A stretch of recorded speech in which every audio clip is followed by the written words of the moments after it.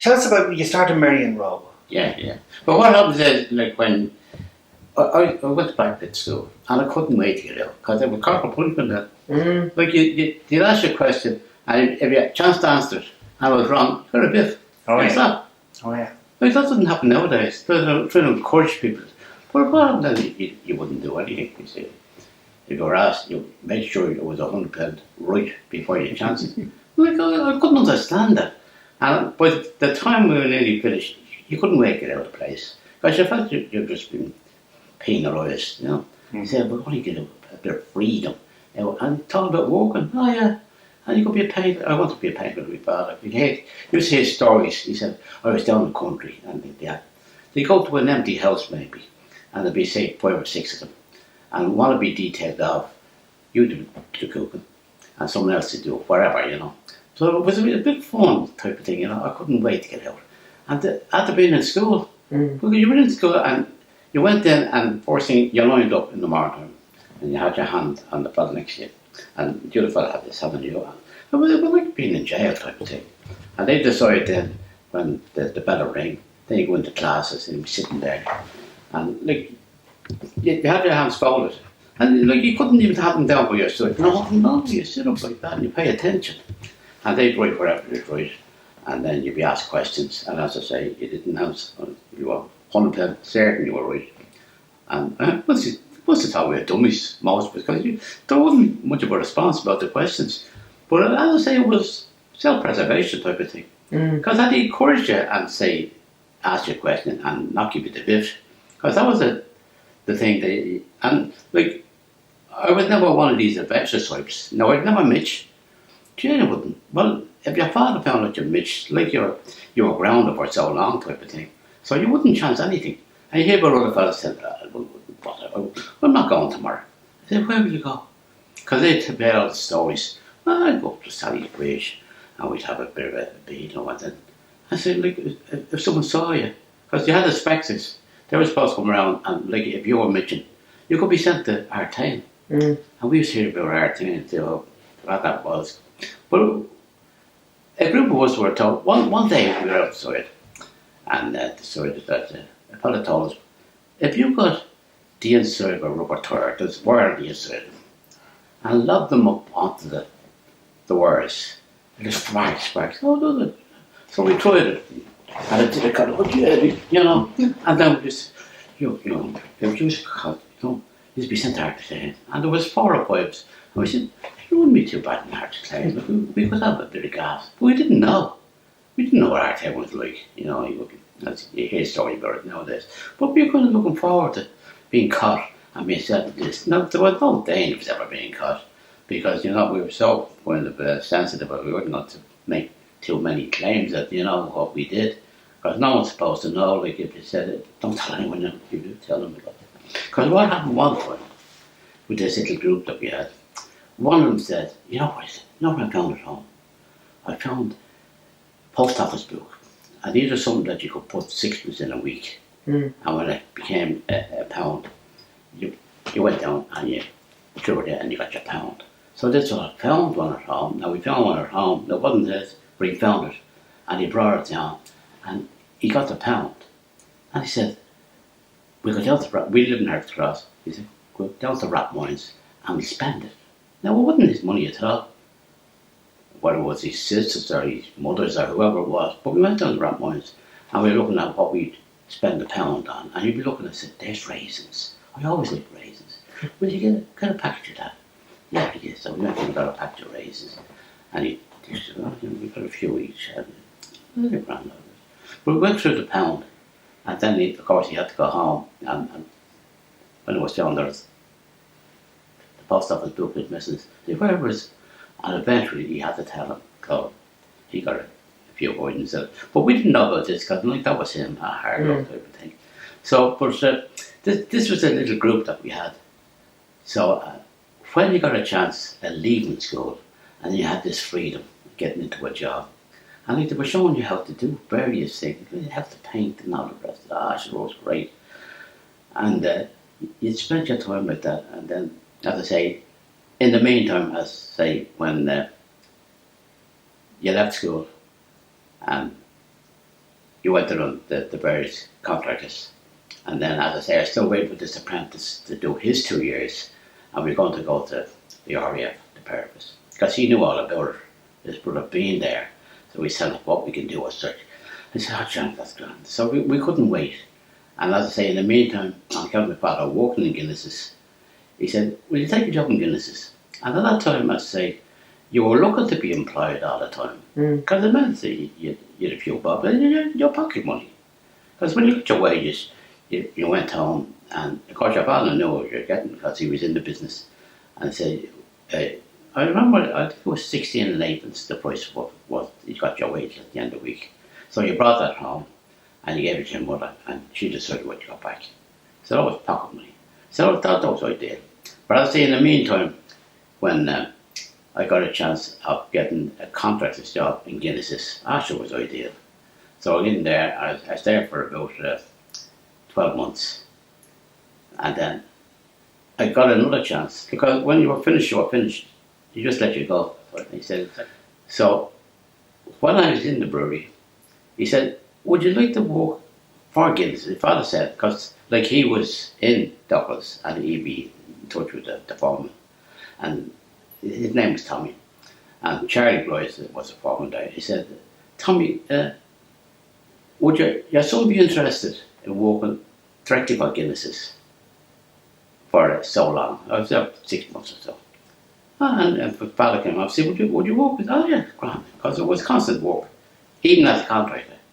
But you could be let go when the job was over. So that's how I got into the brewery first. And the fella there, Dinny O'Brien, he was an uncle of Paddy's. Yeah, he was the man in charge. And he said, would you like to work for a while? Oh yeah, grand. Because I was delighted. And you could actually go up and get your meals up there, which that never happened before, because when you were a contractor, you had your billy can and you made your tea out of the billy can type of thing. But when I got into Guinness's, there was a chance to go up the dining hall. I thought it was ideal, because you got your meals. And a lad that I knew, I went to school with, Tony Graham. He had been in it 9 months before me. So he's filling me in all the thing. This man, he said, you get your meals. And this, I thought it was like, ideal. It couldn't be much better than this kind of thing. Because you had a certain security, and then you get your meals every day. What more would you want, type of thing? And he said, and we'll go to Ivy Ground. Ivy Ground was the sports ground. Yeah. He said that we can have a game of football. Now, I don't much of a footballer, but when I heard this, I'll go up. And would you have many teams? They have so many teams, as so many fellas there. And there was a chance to get your place on one of the teams. And I said, never much good, but you could get a junior team. So I got a place in the junior team. And I got kicked with my left foot, which meant that you had a chance of playing outside left. Because a lot of people didn't kick with their left foot. So there was a scarcity at that type of person. Now, you hadn't got to be very good. But once you kicked with your left foot, you had a chance of being outside left on any of the teams as such. No, with a junior team. So I got a place in the team. Shane, I couldn't believe it.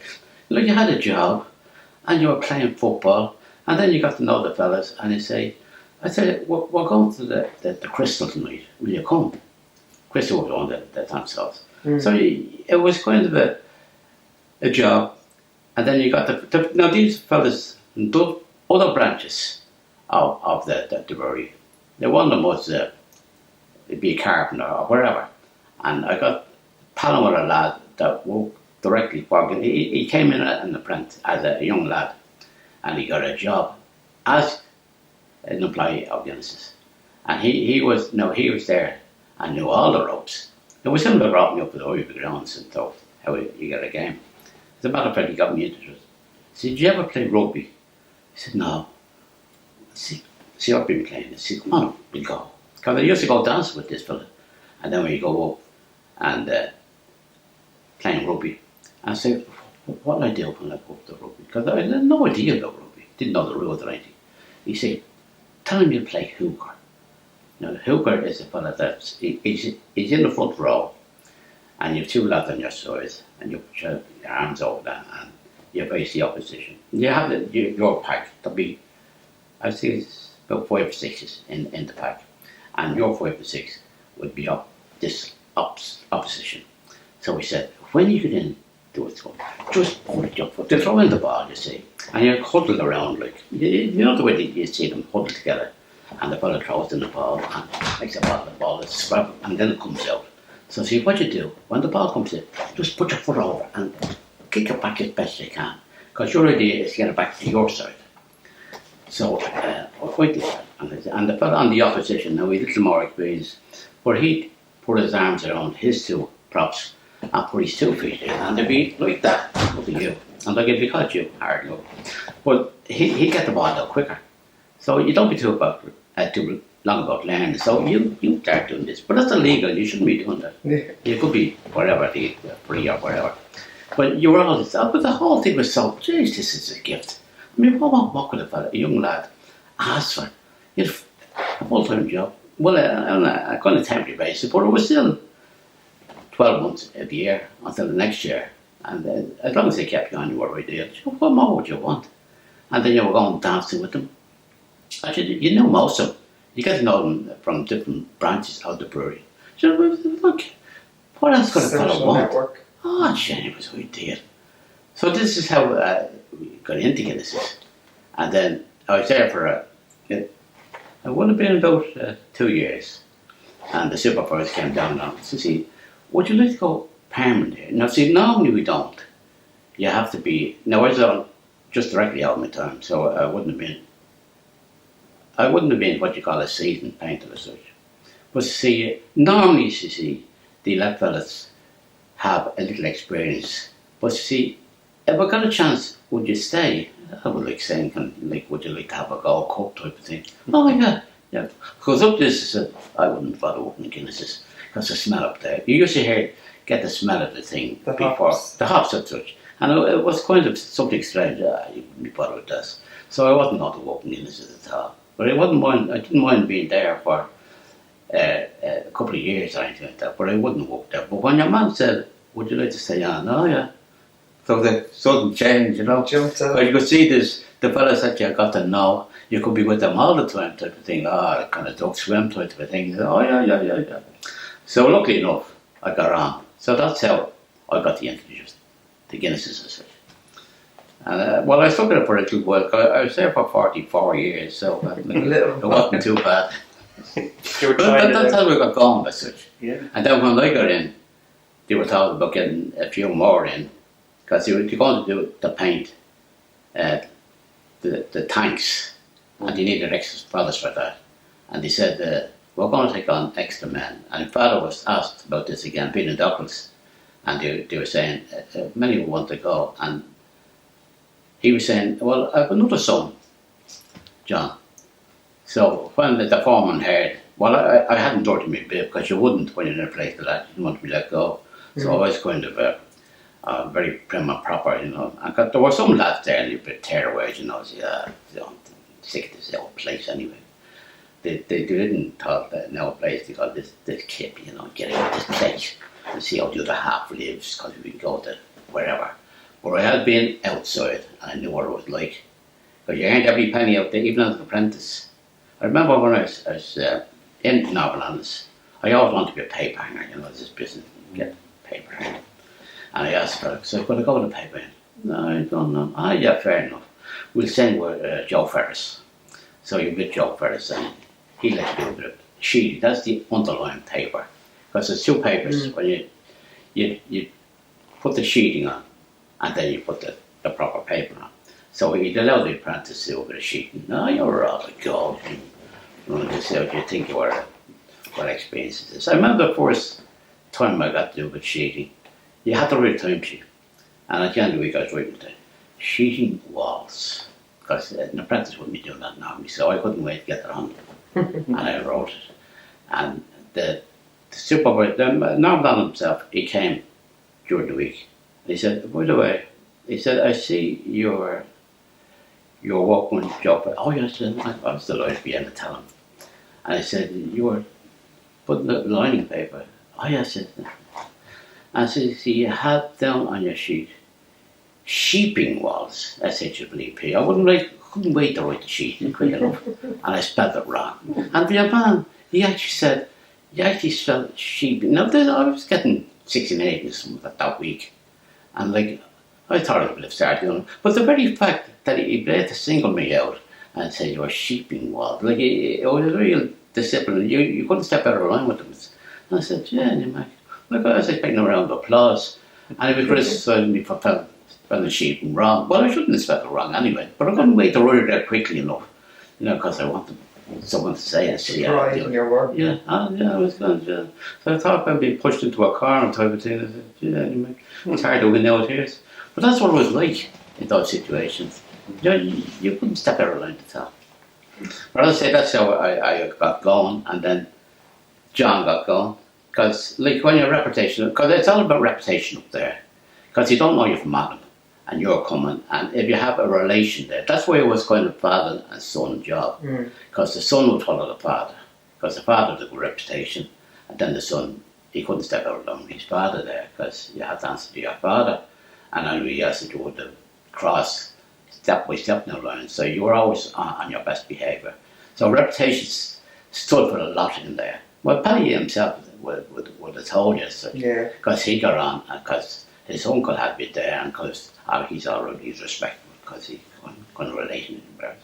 It was all about relations, and that's how you really got on there as such. Because what happened to us then when we got in, when you didn't step out of line, like, you didn't have to murder somebody to step out of line. So if you just did what you were supposed to do, you could go up then, and what happened is, depending on the time, if there were vacancies, and like people going on pension, well, they had to be replaced. So there was always a possibility of you getting up, and you got to be foreman. And then if you didn't do your bib any longer, I ended up as supervisor just with the very fact that I didn't step out of line and I did what I was supposed to be doing all the time. There was nothing extraordinary about getting that. But other fellas could be in at the wrong time, and it wouldn't just be the right opportunities for them. There wouldn't be a vacancy for a foreman. So they could be there all their lives, as happened to one lad. He was in, and he came in the same position I was in, and he never got an opportunity, because there wasn't just the vacancies at the right time for him to slot into.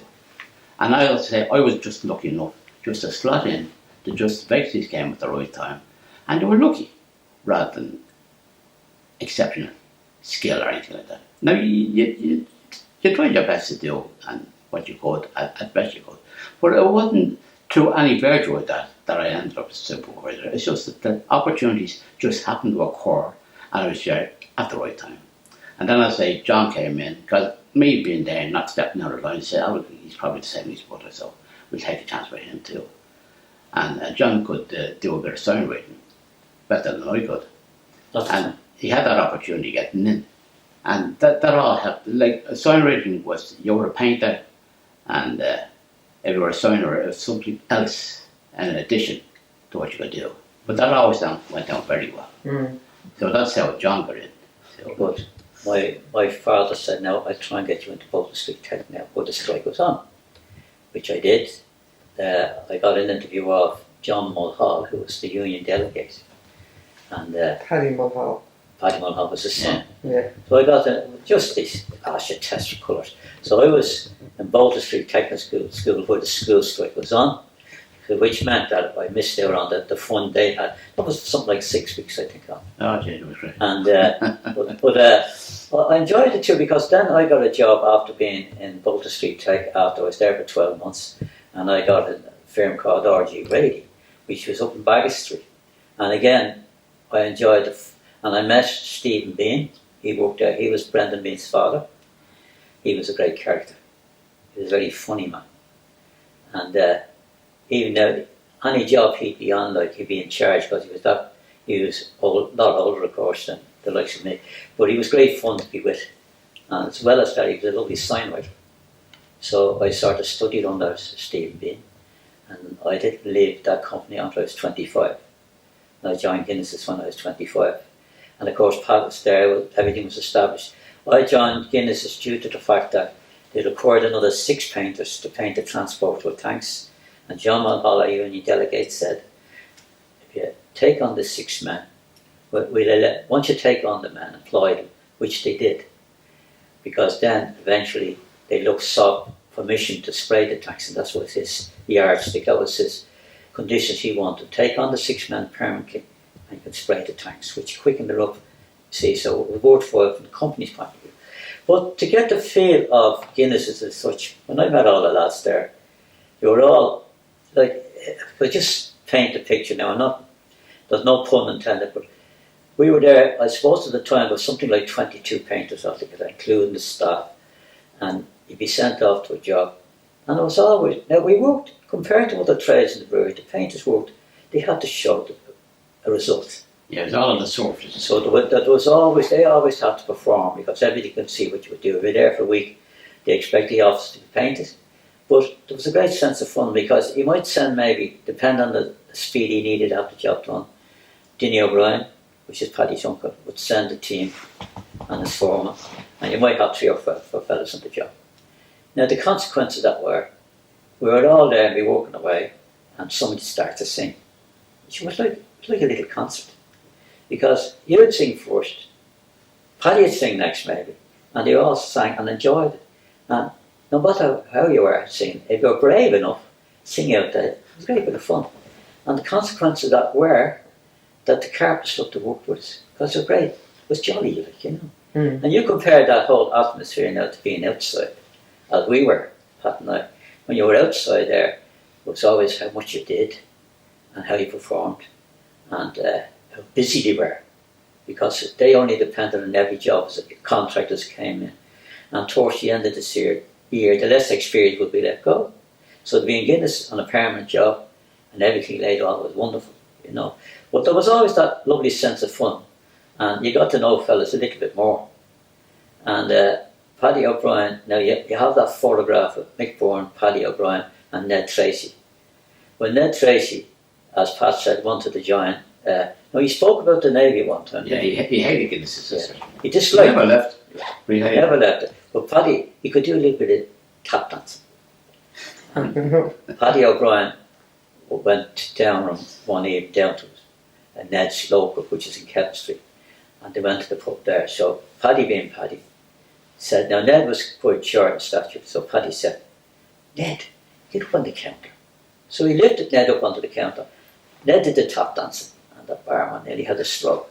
So, yes, I burns. Don't Look back at the in old again. the barman. And he says, imagine being barred in your own pub. We couldn't let the back in there. Well, that was Paddy O'Brien for you. He'd get it up, you know, and he could get you going doing anything. Like he'd go along to get you just going to see what you were like, you know. And if you fell for it, you paid the price. But that's what happened then. But Ned was a funny guy, though, wasn't he? He used to stand and he sort of suffered from breathing difficulties, because he'd have his shirt open wide. He's freezing cold, but Ned didn't dare stand out, the chest out. So another time we decided, at the time we had no swimming pool, but we used to get the use of Ivy swimming pool, Ivy baths there. And we got the use of that, say, an hour a week. The company arranged that, so we used to go down there to swim. And lucky enough, we knew how to swim, Pat and I, because we had learned how to swim the Dogger. When we were kids, we used to go up there, which my father frowned upon, of course. But we just go up the Dogger. He didn't win the Dogger. He didn't win. I just swim the canal. The canal he didn't like. The canal was always warmer. The canal would be cold. But anyway, to continue the story, so we used to have the use of the Ivy baths, and it was a dreadful place too. I mean, it was ancient. The whole place was ancient. And when you went out to the area where you swam, the pool, there was dressing rooms all around, and there was a little narrow path in front of that between you and the water, which was about 3 foot wide. So you went into these little tubics, got into your gear, and came out and stood there. Paddy O'Brien, he was a terrible man though for getting you going inside if he could. And as I say, it was a totally different atmosphere in the brewery on the jobs to outside, because we were happy. We had plenty of work. We had bonus every year, food, free medical, everything going for us, you know. So consequently, you were never worried about working. You had a job every day you got up, you had a job. The only difficulty was, of course, you had to be in at 8 o'clock. And in the very early days, I remember then, at the time when I joined the company, I was 25 and I was married, so I decided to buy a car. Now and then there wasn't that many cars, so I had a little Anglia car. So I used to going to work and coming home then, you give any of the boys a lift. I used to give Paddy a lift home. And anyone, and Tony Graham, used to get him a lift home from the brewery. So the actually during the day, going home, I was going home, he was lift. But one evening we were coming home. It was a bit foggy, So we got as far as the Crumlin police station, and it was dense, you could see. So I gave the boys a lift home. But I tell you what we do, the two of them got out, they walked in front of me, I drove between them. And we drove for about a mile or two that way, and then they got back in again. So it was great fun, even that way, But that little Anglia had such a car. Difficulty starting. So you'd have the handle, you remember the handles in front of starting? You'd have some of the boys out swinging like that. Right, go ahead, Paddy. Come on. You swing ahead like that. Eventually get the thing going. As I say, it was my very first car, and I remember I bought it in Murphy and Guns, and it was something like at the time, 10-year-old. And they used to burn a pint of oil to 4 gallons of petrol. Now that was burning some oil. So you can imagine the difficulty. And then it was only an 8 horsepower engine. So if you didn't start that car in the first turn of the switch, you had to swing. But there was one of the trials, and as I say, I was supposed to, at that time, I was well off, I had a car.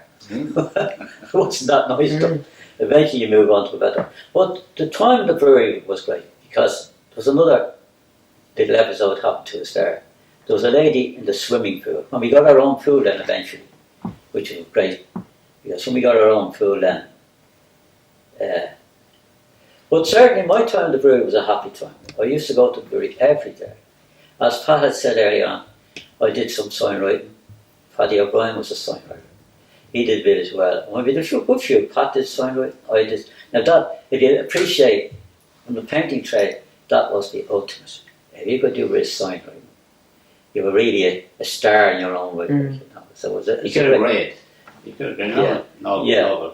We had another lad, a lovely sign writer to it, and he was promoted, if you appreciate, on account of his ability. So he moved up the ladder of the car being promoted, and he moved ahead of Pat. But eventually, of course, Pat got back to the consequence of when Noel left until people came. So he came back. We slotted back to a sort of on seniority, which is great. It's a fair way to like. And as Pat said, the consequence of that was, well, the others left. Pat became the foreman of the paint shop, and then when the lad at the supervisor, the building moved, Pat moved into that position. Because in those days, it was nearly always Carton that got the supervisor's role. But Noel Lynch, he brought that mould. He was a painter, so he got the task of being the supervisor, which was great for him. So it meant he opened the door for other people from behind him, which happened in Pat's case. He was started as a painter, ended up as the supervisor of the building group, which was no mean achievement. Because we had the same thing with our managing director, Finbar Flood. He came in as a messenger boy, and then he moved on. He worked down the traffic, and his father down the traffic. He was a supervisor. But Finbar Flood was his name. But he worked his way up to become managing director of the company, which I don't think ever happened before. To come off the floor and move up to managing director. But he was a very nice man, Finbar. And still is. He never lost it. He never lost the one of himself, he could speak, he was very down to earth with all the things that happened. Even though we do remember in the early days, if you appreciate, they were workers' union workers, but they were more associated with the beer than the paint shop or the crafts. So they would have a lot of power insofar as if they wanted anything, the company would not meet them more than halfway. And as well as that, they allowed the workers' union to have their own delegate on the premises, had his own offices as well. But there was one time they were getting out an order down below, getting the beer out, and they asked some of the lads down there to work overtime. And they said, no, we want banana sandwiches. So they sent up to the refreshment. Something awkward. You just thought he wouldn't have gotten. We want banana sandwiches, so they went up to the kitchen. We've no bananas. But we can buy the bananas. So they went out, bought the bananas, brought them, but they got that concession, do you understand? So the ordinary worker had great power in the organised groups and such, but to ask for silly little things like that, but we were sort of spoiled as well. Yeah, we were. And also the contractors, you wouldn't get away with that. No, you wouldn't. So if you let go, yeah. I remember one time we were working there, and what happened was the paint shop now. We wanted overtime. The fitters and they were the main men and the plumbers. They were the overtime because there were more. It was absolutely necessary for them to work on an overhaul to have it finished. So they would get all the overtime. So the painters wanted overtime. And we got a small amount at the very beginning. But we claimed, if you appreciate, in there, when we come to do a job, a painting job, we wash it down and we paint it.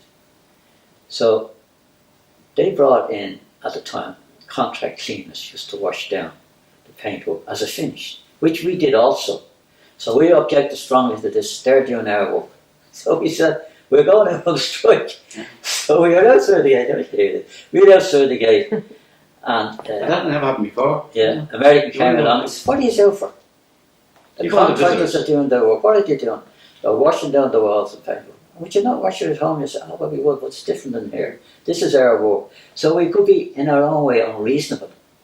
So they came back and met us halfway, got us back in again. And we're glad to see you back. Welcome, lads, back. And you rather holding up the whole thing. It's because you were washing that paint up. And even when we were telling the American chap, you're going to say, Jenny, look, this makes sense. You're thinking yourself, and you try to explain to your man why you were out on strike. Yeah, it was great. But certainly, we had so much going for us in there. It was a fun place to work. It really was. It was great. Well, we were on the strike, and like, you couldn't go up get your meals. Well, you could, but you didn't go because you were on strike. Very independent. So we went down and we went to Chipper. No, we decided to have a swim. So we went that was later on. Yeah, when we went to have a swim, your man said, "If you're not on strike, oh, we are. We're going to have a swim." So we had a swim. And then we came out. Well, as I say, we came out then and we went down to the Chipper, to the local Chipper. And we had rain chips and it was absolutely lovely. Not the big rain, the bar was gorgeous. Well, we enjoyed that little bit. Well, it didn't last too long. We were delighted to get back, But what happened there, you had a shop steward. Now, previously, when I joined the force, shop steward wasn't allowed. There was no unions. Because Charlie Harvey, he was the boss. And he said, no, not at all. We treat people so well. Why would you want to be a strike? But the fellas want to be, they want to be in the union. Because we'll show them. Like, you get the best conditions. Because they think, what could you want? Why would you want to be part of the union? Ah, no, gives you independence. So what happened? Charlie Harvey said one day, we're getting in touch with the shop stewards, the unions as such. Oh, it's something they heard that. Great, they're recognising the unions. So they established in each department, you had your own shop steward. So we had a shop steward in the paint shop. So what happened? He'd get in and he'd get, what do you want? So whatever we want, he'd look for that. And they said you have a bit of more there. Well, what you didn't hold up production? But the whole thing was, the beer kept going out. So once that kept going, no big deal. So you get anything you want. So the fellas that would be in before you as a shop steward, I never really shop steward as such, but you get one fella in and he get great conditions. And then he'd do his time and then someone else, they'd go to another shop steward. And he wanted to be better than the fellas in before him. So if he got so much, you got more. And this was the whole thing was going on. And as the shop steward was progressing, we were getting better conditions. Like, they couldn't have done enough for us really. So I said, is that job in Guinness? Yeah, they're doing something. Where I come to Scalback, there's a big job there, so they get in for the part of that. So we decided, as brewery painters, that we weren't going to allow this. Because we wanted overtime. Now this is how it gets out of control. This is the shop steward that was after being in a little later than the previous one, so I'll show you what I do. So he said, there's no work going out. Now this fellas, it could be your relations, because painters like, we had a few relations, they're all attached to the family as such, because they'd be painters, but they weren't working in Guinnesses. But they could be fellas that could be looking for a job in Guinnesses around the slack period of time. And so we decided, no, they weren't going to do it. They said, well, what's the problem? They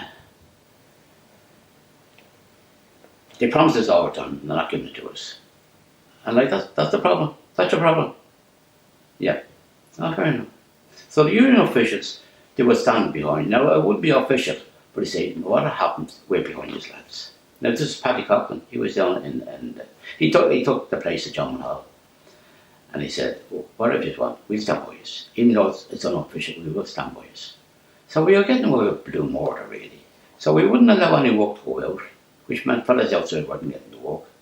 And you might put it you down in the union, they'd be down there and say, how's it going playing in the soil? I said, what's going on there? They'll have to stop the work going out. The work goes there every Christmas, around that time of year, yeah. What's wrong? They wouldn't get the offer. You know what you're saying, effing doses. But and he'd come up and say, well, we will stand behind it. This is what we got away with. You're kind of embarrassed even to talk about it. Hell, and as it was discussed, the shop steward would have a meeting and say, this is what we're going to do. And we get behind, oh yeah, we'll show them. If they're not getting the work, it's not going to. Work isn't going to contract us. I mean, you'd be embarrassed even to say, she's like you did this. Because even down in the union, you remember when he went down there for that weekly meeting, he said, how's it going on in Guinness? Oh, that's it. They're not allowing to work about it. And you know what you were saying among themselves, and that when you come up, you say, well, stand behind us. So you're kind of embarrassed to say you were involved in that, because you could have objected, because you had to be agree with the shop steward in the brewery. So we're going to look for this, and you had to agree with them, and you go along with most of the lads. Because eventually, if you're going to be one of the, you'd have to stand, hold on, that wouldn't be very long, I thought, and you're chasing a rail or something. Like you have to kind of stand up to be counted. And you didn't do that. You're embarrassed when you think, but why didn't I do it? I mean, you could put out the work at least towards contractors. But like there's things that has happened, and you knew that had you acted differently, it could have changed. And you're a bit embarrassed about the whole thing, so you couldn't be kind of broadcasting or as such. But it's only when the whole thing is on, I said, what I should have done, I didn't do. So there you go. But the conditions were so good in the brewery, though. I mean, you'd look at your pay slip each week, you know. And you might look at this week, what that's extra money, what's that?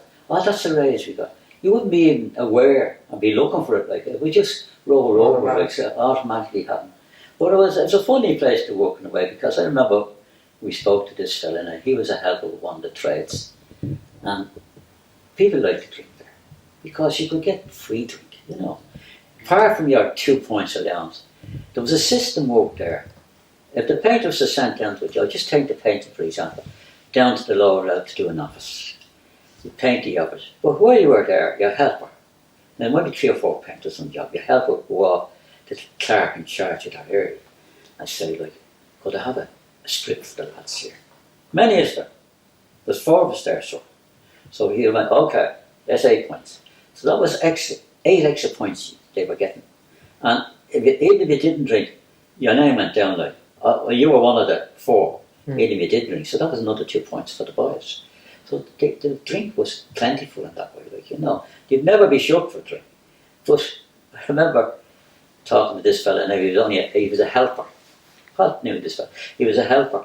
And they come in the next day, say, lads, might be able to have a few drinks the day before, and, you know, feel a bit seedy, you know, as they say, you know, the effects of the previous day maybe. And they used to have places where they could go to get drink. And there was one little area down in one of the vat houses. And there was a little sort of, you see, the fitters worked there and they knew the score. They knew how to, say, open the cock to get beer out. But there's a little place there known to a lot of the lads. And they used to go down, open the top, fill a tin container, drink it. But he said, this fella would tell you the story. So you go down and get a couple. And if you had any friends, go down and get a couple there.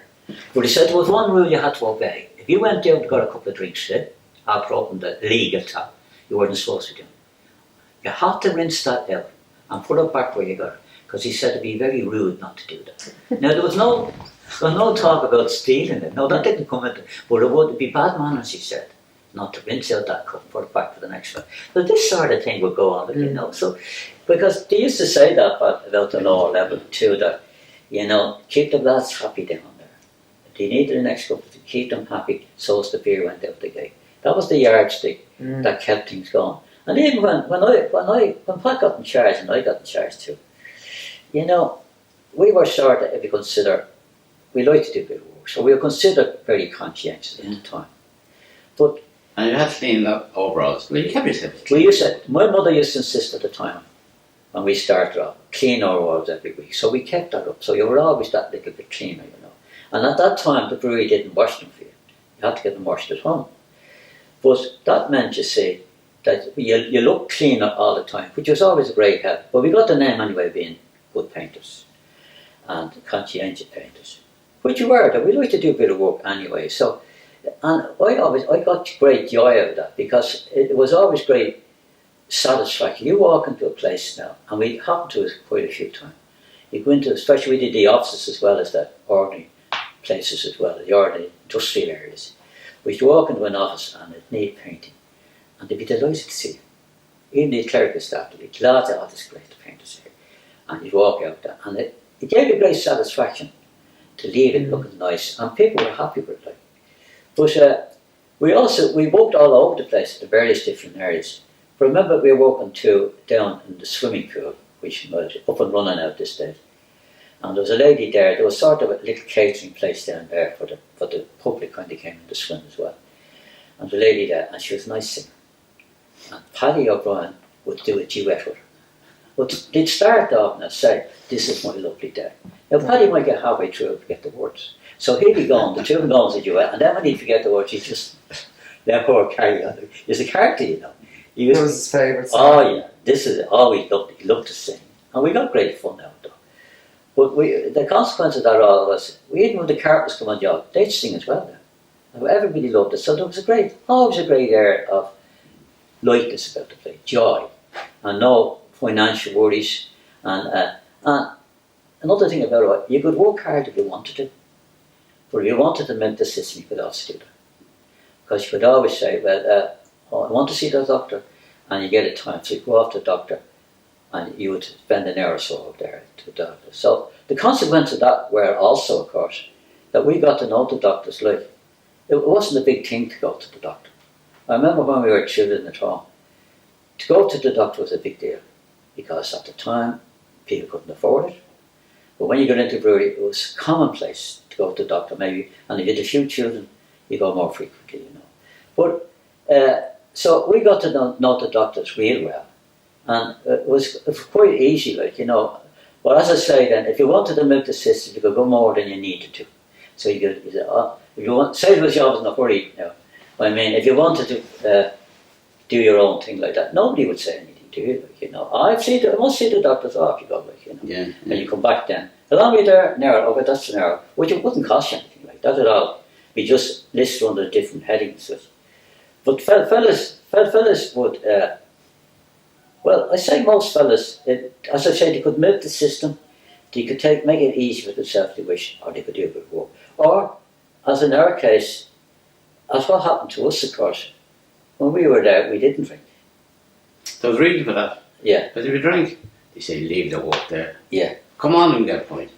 I said, To be at you then, you see. he said, that'll be after you. You see, we suffered like you before. If you drank like, I mean, you said, come down and have a drink. But we would stay there, and then if a fella, if he did a bit of work then, he said, right, I'm up to the top. You say, okay, see you later, like, you know, carry on your bit of work. But they'd leave you alone if you didn't drink. Wouldn't If you did drink, they say, come on, leave it. That'll be after you, will you say. Yeah. But when you don't drink, you say, well, I'm off to have fair enough. Yeah. So they go, and then come, and I'd be pleased with. But there was another little scheme there. There was another little scheme then in the taps. Now, we weren't that familiar with the taps, not having drank ourselves. Well, there was some little scheme there if you bought a ticket. They did some sort of a raffle. Yeah. That'd be probably be in the tap. The fellas in the top used to do a sort of a raffle, and if you bought a ticket, you got a free drink. It was great. It was great. But certainly, as regards, the only thing about it was you had to be there at 8 o'clock, and that could be a problem for some people.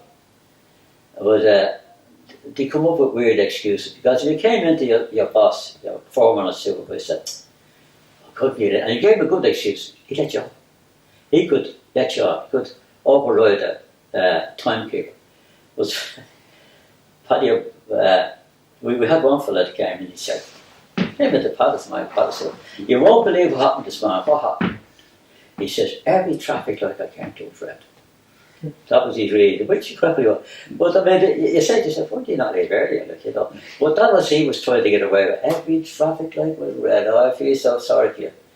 Look out there. But it was great fun though, wasn't it? All the different excuses fellas would have. But what happened there, like, when you get, I say, if you went to run off as a painter, you got talking to the person, they say, well, what colour do you want?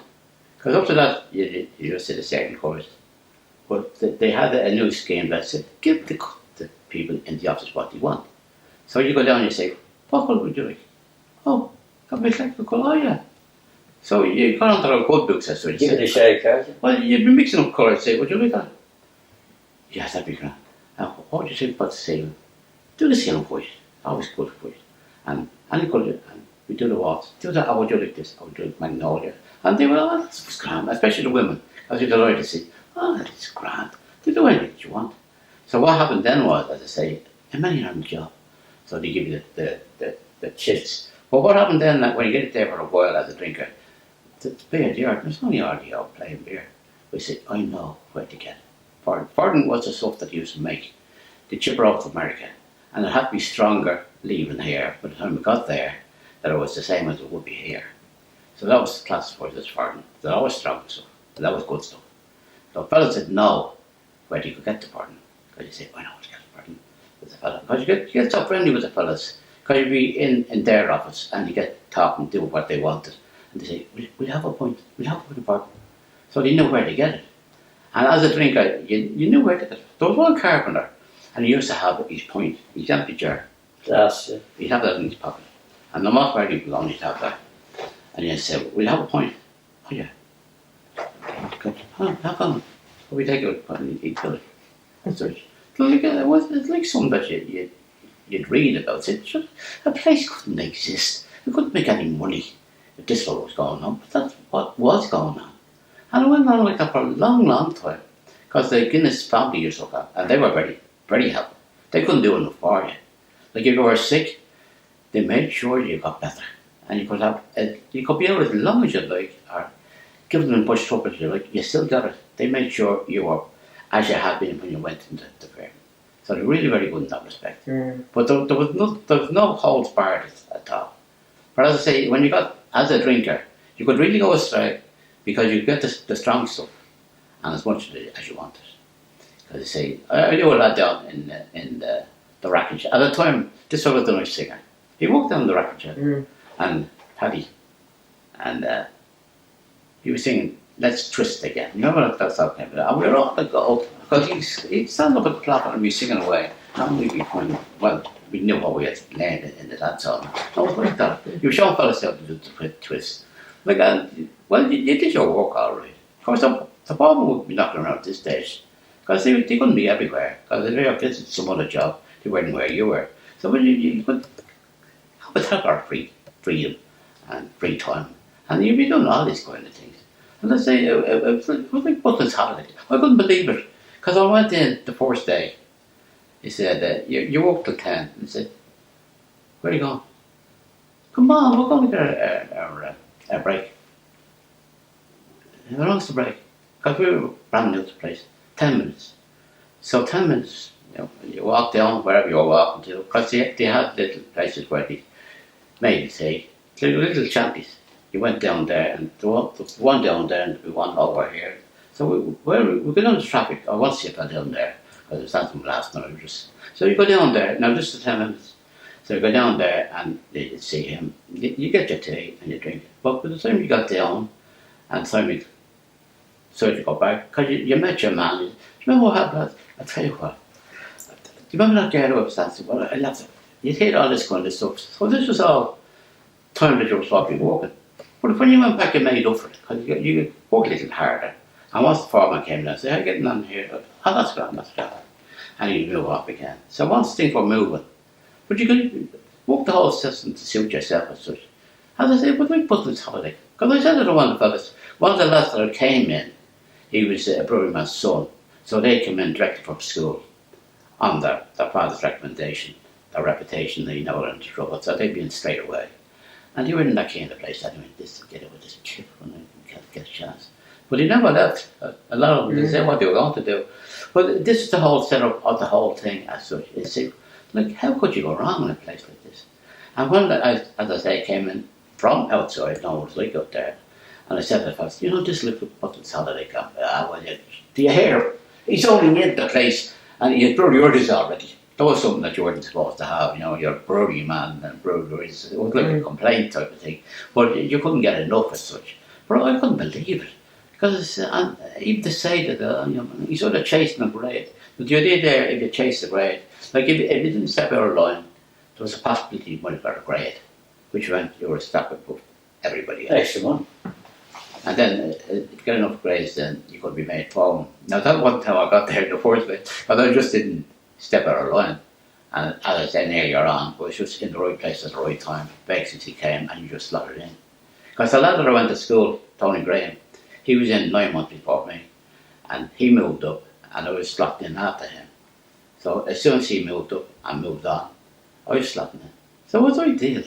Like if you were thinking about what would you like as a job, you couldn't have dreamed of something more like advertising as such. You say, could you have a job like that? Because I remember when I was walking outside, this lad that was a bit senior to me, he left, but before he left, he told me his plan was, see, when I go now, because there wasn't too much work outside anyway, you get, say, 10 months of the year, and see, what I'm going to do, I'm going to go to, I think it was Canada he was going, because see, I have a chance of getting a job over there.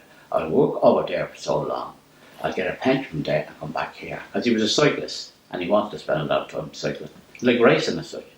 And see, I'll devote time to the racing then, because I'll have the pension from America, and when I come home, I can just concentrate on the cycling. So that's the way to do it. But in the meantime, I'd say, I got into Guinness's, and there was a pension there straight away, which I was coming to, fellas also would never have a pension as such. But when you get to the place like that and you get a pension, you mean, what more do you want? That's what I said, it's like putting something they call